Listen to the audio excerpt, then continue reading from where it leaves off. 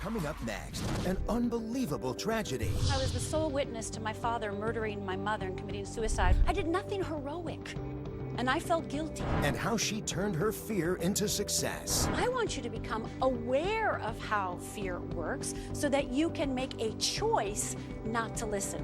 You're absolutely right.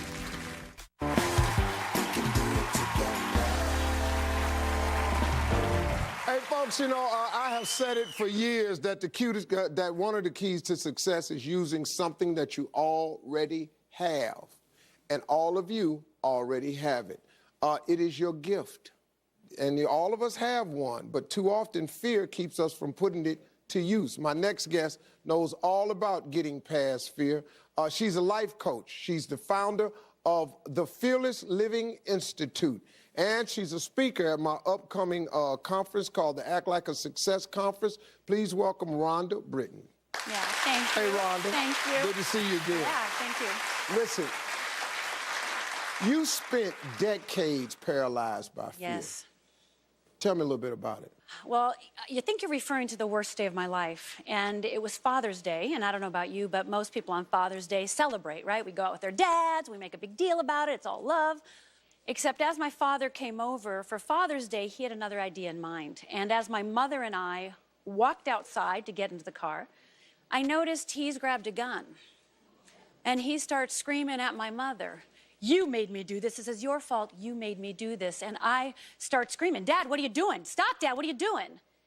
And he takes that gun, shoots my mother once, cocks the gun, points it at me, and I absolutely, with every ounce of my being, thought I was next. And with my mother having one bullet inside her, my father with his gun in my face, my mother looked up and saw that and said, "Don't," with her literal dying breath. And then my father put the gun to his head and fired.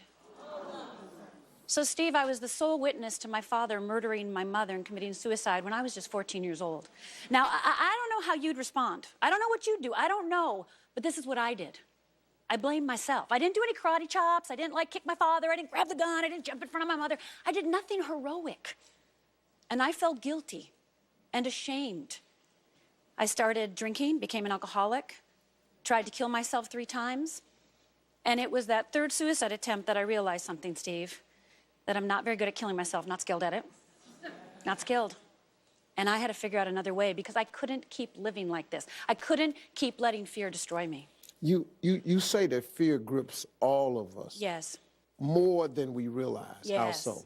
Well, most people don't know they have fear because they call it worry, or they call it procrastination, or they call it perfectionism. Because people don't walk around saying, "I'm afraid, I'm scared, I'm afraid, I'm scared." But they do walk around saying, "I'm worried, I procrastinate, I'm a control freak, you know, I'm a perfectionist," right? They say those things. But you can't be those things unless there's a fear driving you underneath. The fear of change, the fear of loss, the fear of failure, the fear of success.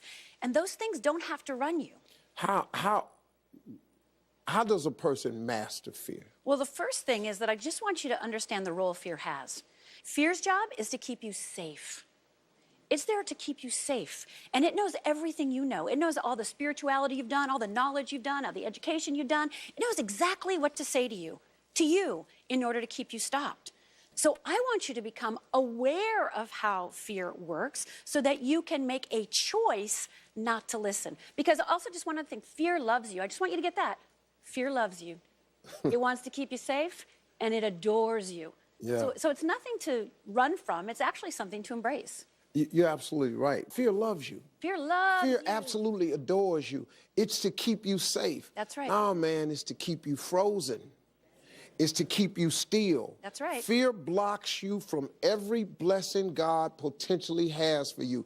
It won't let you go to the blessing. That's right. That's right. That's right. It just stops you, man. Well, because it has to. I think that you are going to be fabulous at the conference this year. I want to thank you so much for being a part of it. Thank you. The conference, everybody, is in Atlanta. It's May 13th through the 15th. And for all the details, including how you can get tickets, just go to steveharveytv.com. It's for everybody. So if you're available, get a ticket and come on down. Be fearless. Be fearless. Thank you, Rhonda. Thank you. Very good job. Thank you. We'll be right back, folks.